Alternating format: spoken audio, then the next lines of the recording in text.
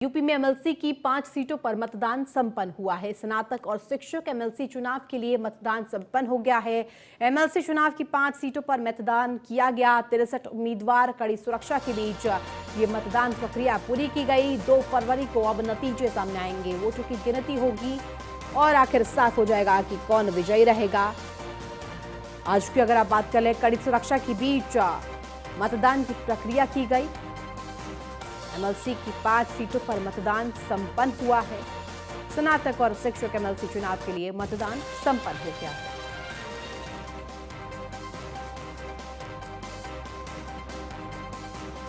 कड़ी सुरक्षा के बीच 2 फरवरी को अब वोटों की गिनती होगी, नतीजे आएंगे। रिजल्ट्स में एमएलसी की 5 सीटों का ऐलान हो जाएगा। ये 5 तस्वीरें बखूबी समझाने के लिए काफी है कि भारत में लोकतंत्र की शक्ति क्या है, वोट्स का महत्व क्या है। यूपी में एमएलसी की 5 सीटों पर मतदान संपन्न हुआ है। ये 5 जिले वही गणतंत्र दिवस परेड में शामिल होने वाली उत्तराखंड की झांकी को प्रथम पुरस्कार मिला है। उत्तराखंड की झांकी मानस खंड पर आधारित थी। वहीं दूसरे स्थान पर महाराष्ट्र की झांकी रही और तीसरे स्थान पर उत्तर प्रदेश की झांकी रही है। उत्तर प्रदेश की झांकी में अयोध्या दीपोत्सव को दिखाया गया था और अब ये तीनों के ऐलान भी हो गए हैं। प्रथम स्थान पर उत्तराखंड, दूसरे स्थान पर महाराष्ट्र और तीसरे स्थान पर उत्तर प्रदेश की झांकी रही।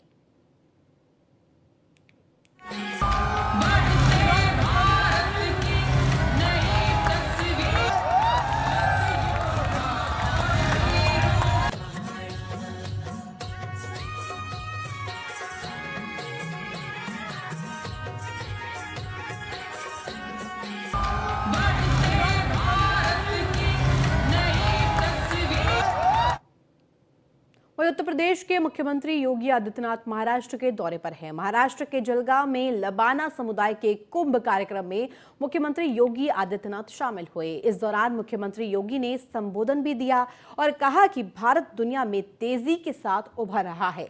दुनिया के हर मंच पर भारत की ताकत दिखती है। 200 वर्षों तक भारत में शासन किया था, उस ब्रिटेन को पछाड़ करके आज भारत दुनिया की 5वीं बड़ी अर्थव्यवस्था बन गया है और बहुत शीघ्र 4थी अर्थव्यवस्था भारत होगा दुनिया की। कुछ ही वर्षों में भारत दुनिया की 3री अर्थव्यवस्था होगा और जिस तेजी के साथ, जिन सनातन मूल्यों की रक्षा करते हुए, मानवता के कल्याण का मार्ग प्रशस्त करते हुए भारत की सरकार कार्य कर रही है। 140 करोड़ का भारत प्रधानमंत्री मोदी जी के नेतृत्व में होता है। अगले कुछ वर्षों के अंदर भारत दुनिया की टॉप की अर्थव्यवस्था में होगा, इसमें कोई संदेह किसी को अब नहीं होना चाहिए। आजादी के अमृत महोत्सव वर्ष में भारत को दुनिया के उन 20 बड़े देशों का नेतृत्व करने का भी अवसर प्राप्त हो रहा है जिन्हें G20 के देश कहा जाता है। भाइयों बहनों, G20 के वे देश हैं जहां दुनिया की 60% से अधिक आबादी निवास करती है, जहां पर दुनिया के 75% से अधिक व्यापार पर जिनका नियंत्रण है, 85% से अधिक अर्थव्यवस्था पर जिनका अधिकार है और 90% से अधिक पेटेंट पर जिनका अधिकार है। ये वही G20 के देश हैं और प्रधानमंत्री मोदी जी के नेतृत्व में भारत उनका नेतृत्व वर्तमान में कर रहा है। यह हर भारतवासी के लिए गौरव की बात भी होनी चाहिए और यही आपके वोट की ताकत भी है। अमृत महोत्सव के मुख्य आयोजन में प्रधानमंत्री मोदी जी ने हर भारतवासी को पंचप्रण की याद दिलाई थी। एक पंचप्रण, गुलामी के अंश को सदैव के लिए समाप्त करना।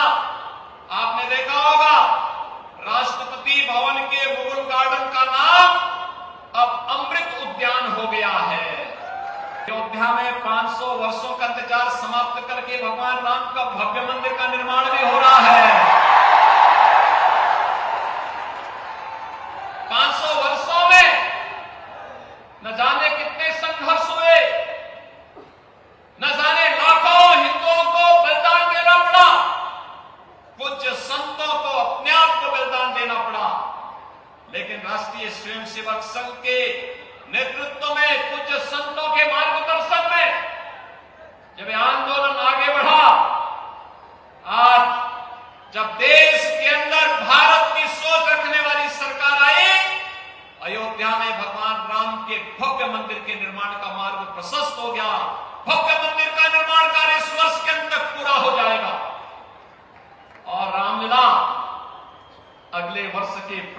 में ही अपने भव्य मंदिर में विराजमान हो जाएंगे। हर भारतवासी गौरव का वहीं सपा प्रमुख अखिलेश यादव ने स्वामी प्रसाद मौर्य को राष्ट्रीय महासचिव बनाए जाने और उनके द्वारा धार्मिक ग्रंथ पर दिए गए बयान को लेकर कहा कि धार्मिक ग्रंथ और भगवान श्री राम के खिलाफ कोई नहीं है और ना मैं खिलाफ हूं। साथ ही उन्होंने ये भी कहा कि मैं दर्शन करने मंदिर जा रहा था, रास्ते में मुझे रोकने की कोशिश की गई। अगर मुझे पता होता तो मैं भी अपने कार्यकर्ताओं के साथ तैयारी के साथ जाता। साथ ही अखिलेश यादव ने बीबीसी डॉक्यूमेंट्री को लेकर भी कहा कि बीबीसी की क्रेडिबिलिटी बहुत है, लेकिन सवाल ये कि चुनाव से पहले ऐसी डॉक्यूमेंट्री आना सवाल खड़ा करती है। हमें कोई सवाल नहीं है बीबीसी की क्रेडिबिलिटी पर। यह डॉक्यूमेंट्री पहले भी तो आ सकती थी, लेकिन 24 का चुनाव आने से पहले डॉक्यूमेंट्री क्यों आई है? मैं आपसे कह रहा हूं, धार्मिक ग्रंथ के खिलाफ कोई नहीं है, ना मैं खिलाफ हूं। भगवान श्री राम के खिलाफ कोई नहीं है, रामचरितमानस के खिलाफ कोई नहीं। हमसे बोलो रामचरितमानस के खिलाफ नहीं है, लेकिन मेरे पत्रकार साथी, मैंने अपना स्टेटमेंट दिया है, कहा है कि मुख्यमंत्री अगर योगी न होते, धार्मिक स्थान से वहां आए होते, तो शायद वो सवाल मैं न पूछता उनसे। लेकिन क्योंकि वो योगी भी हैं और धार्मिक स्थान से उठ करके सदन में आए हैं, वो बात मैं आपसे नहीं पूछूंगा। मैं ये कहूंगा कि वो चौपाई एक बार हमें के सुना दो। क्या आप पढ़ के सुना सकते हो? मुझे बताओ। और फिर मैं मुख्यमंत्री जी से पूछने जा रहा हूं कि मैं शूद्र हूं कि नहीं हूं। कल मैं मंदिर में दर्शन करने जा रहा था, क्या बीजेपी और आरएसएस के लोगों ने वहां गुंडागर्दी नहीं की? अरे हमें पता होता कि 4, 5, 6, 10 गुंडे आए होंगे, तो हम भी अपनी तैयारी से जाते कार्यकर्ताओं के साथ। बताओ, 5, 6 गुंडे भेज दिए। और ये जब काला झंडा समाजवादी लोग दिखाते हैं तो 1-1 साल जेल भेजते हैं उन लोगों को, कार्यकर्ताओं को। मैं बीबीसी की क्रेडिबिलिटी बहुत है, लेकिन सवाल ये है कि चुनाव से पहले ऐसी डॉक्यूमेंट्री आना सवाल खड़ा करती है। हमें कोई शिकायत नहीं है बीबीसी की क्रेडिबिलिटी पर। ये डॉक्यूमेंट्री पहले भी तो आ सकती थी, 1 साल पहले, 2 साल पहले, लेकिन 24 का चुनाव आने से पहले ये डॉक्यूमेंट्री क्यों आई है? और फिर डॉक्यूमेंट्री में जो सच्चाई है, क्या भारत सरकार को शर्म नहीं आ रही इन बातों को देखकर कि दुनिया में कितनी बदनामी हो रही है, किस तरह लोगों की जान गई है, किस तरीके से सरकारी मशीनरी लगी थी हत्या कराने में? तो ये डॉक्यूमेंट्री में सब बातें। और फिर आज के जमाने में तुम बैन कर रहे यूट्यूब, हर एक के मोबाइल में वो डॉक्यूमेंट्री है। अरे बीजेपी वालों, इतना तो समझ रखो कि आज के जमाने में कोई चीज कुछ रोक नहीं सकता। सबके मोबाइल में और जेब में रखी हुई डॉक्यूमेंट्री, और ये बताओ बैन कर रहे हैं यूट्यूब पर। कितने ना समझ लोग हैं ये। मुख्यमंत्री जी से पूछने जा रहा हूं कि मैं शूद्र हूं कि नहीं हूं। कल मैं मंदिर में दर्शन करने जा रहा था, क्या बीजेपी और आरएसएस के लोगों ने वहां गुंडागर्दी नहीं की? अरे हमें पता होता कि 4, 5, 6, 10 गुंडे आए होंगे, तो हम भी अपनी तैयारी से जाते कार्यकर्ताओं के साथ। बताओ, 5, 6 गुंडे भेज दिए। और ये जब काला झंडा समाजवादी लोग दिखाते हैं तो 1-1 साल जेल भेजते हैं उन लोगों को, कार्यकर्ताओं को। 1-1 साल जेल गए हैं समाजवादी कार्यकर्ता, 2-2 साल रहे हैं केवल सिद्धांत पे विरोध करने के लिए। इसलिए पत्रकार साथी, अगर चौपाई आपको याद हो तो भगवान श्री राम की कसम खाओ और वो चौपाई पढ़ दो। अगर अच्छी है तो अच्छी है, खराब है तो खराब है। वहीं रामचरितमानस पर विवादित बयान को लेकर सपा नेता स्वामी प्रसाद मौर्य पर राजधानी के हजरतगंज कोतवाली में एफआईआर दर्ज की गई। वहीं रामचरितमानस की प्रतियां जलाने में दर्ज मुकदमे में भी उन्हें आरोपी बनाया गया है। इसे लेकर कांग्रेस नेता आचार्य प्रमोद कृष्णम ने रामचरितमानस की प्रतियां जलाने के आरोपी स्वामी प्रसाद मौर्य पर कड़ी कार्रवाई की मांग की है। स्वामी प्रसाद मौर्य के खिलाफ आचार्य प्रमोद कृष्णम ने ट्वीट कर लिखा, स्वामी प्रसाद मौर्य के खिलाफ राष्ट्रद्रोह और एनएसए के तहत कार्रवाई की जानी चाहिए। रामायण की प्रतियां सनातन की आत्मा है और एक धर्म निरपेक्ष राष्ट्र में किसी धर्म की आत्मा को जलाने की अनुमति किसी को नहीं दी जा सकती। वहीं बरेली में प्रदेश के जल शक्ति मंत्री स्वतंत्र देव सिंह ने सपा और कांग्रेस पर जमकर निशाना साधा। उन्होंने कहा कि आजादी के बाद वंशवाद हावी है, लेकिन बीजेपी क्षेत्रवाद, परिवारवाद और जातिवाद से ऊपर है। देश के बारे में या समाज के बारे में आज़ादी के बाद से ही लोग वंशवाद की परंपरा है, जातिवाद की परंपरा है, क्षेत्रवाद की परंपरा है। इसी कारण भारतीय जनता पार्टी का जन्म हुआ कि क्षेत्रवाद, व्यक्तिवाद, वंशवाद, परिवारवाद से ऊपर उठकर राष्ट्रवाद के लिए काम करना चाहिए और एक गरीब के कल्याण के लिए काम करना चाहिए। इसीलिए राजनीति के क्षेत्र में डॉक्टर श्यामा प्रसाद मुखर्जी से लेकर आज आदरणीय नरेंद्र मोदी नेतृत्व देश का कर रहे हैं। एक गरीब का कल्याण कैसे होगा?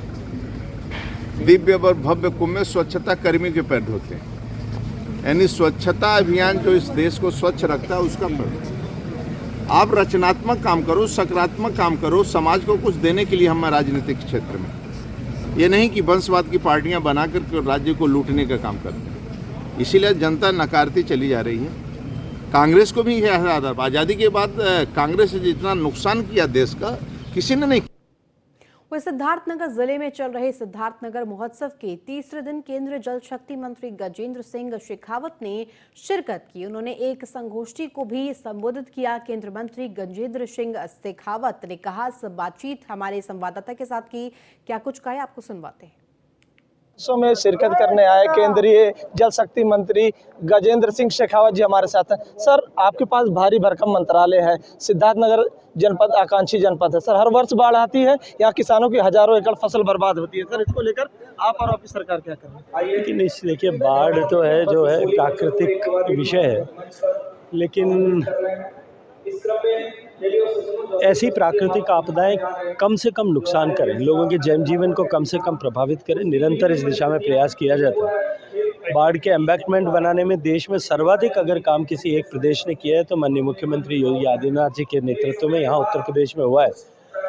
भारत सरकार निरंतर ऐसे सभी विषयों के पूर्ति के लिए निरंतर संसाधन मुहैया भी कराती है, काम भी करती है। जिस सरकार इसमें और भी जो सब बना करके भेजेगी हम उस पर विचार करें। सर, लगातार कांग्रेस के नेता बिल्कुल ये थे केंद्रीय जल शक्ति मंत्री गजेंद्र सिंह शेखावत, जिन्होंने बताया कि उत्तर प्रदेश की सरकार और केंद्र की सरकार लगातार जो भी बाढ़ क्षेत्र हैं उन पे लगातार हर तरह से संभव प्रयास कर रहे हैं कि बाढ़ को किसी तरह से रोका जाए और मजबूत व्यवस्था की जाए। Saddam Khan, news 1 India, Siddharth.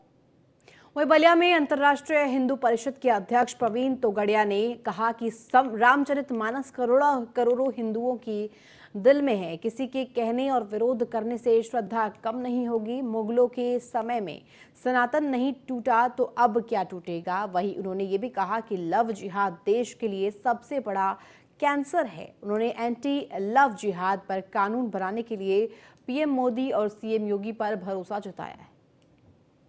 सभी बेटियों की सुरक्षा के लिए सुरक्षा की ट्रेनिंग देना शुरू किया है, मैंने उल्लेख किया, और केंद्र सरकार को भी एंटी लव जिहाद कानून बनाना चाहिए।